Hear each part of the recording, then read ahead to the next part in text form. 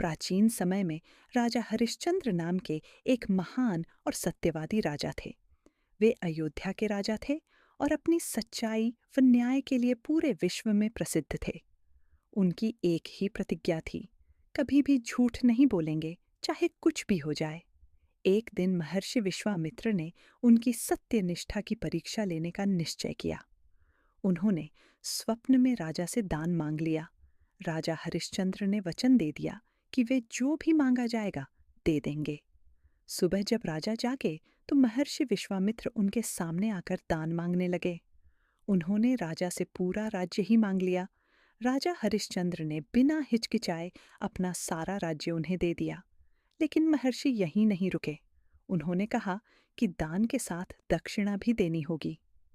अब राजा के पास कुछ भी नहीं बचा था, इसलिए उन्होंने अपनी पत्नी तारामती और पुत्र रोहिताश्व के साथ काशी जाने का निर्णय लिया। काशी पहुंचकर उन्होंने दक्षिणा चुकाने के लिए खुद को एक डोम श्मशान के रखवाले के हाथों बेच दिया। उनकी पत्नी और पुत्र भी अलग अलग बिक गए। अब राजा हरिश्चंद्र श्मशान में काम करने लगे, जहां उनका काम था अंतिम संस्कार के लिए कर टैक्स लेना। एक दिन बहुत दुखद घटना हुई। उनके पुत्र रोहिताश्व की सर्पदंश से मृत्यु हो गई। उनकी पत्नी तारामती अपने मृत पुत्र को लेकर श्मशान पहुंची। राजा हरिश्चंद्र अपने कर्तव्य पर थे। उन्होंने अपनी पत्नी को पहचान लिया, लेकिन धर्म और नियम के कारण उन्होंने कहा, श्मशान में अंतिम संस्कार के लिए कर देना होगा। तारामती के पास कुछ भी नहीं था। उन्होंने अपने आंचल का एक हिस्सा फाड़कर देने की कोशिश की। यह देखकर भी राजा हरिश्चंद्र अपने धर्म से नहीं डिगे।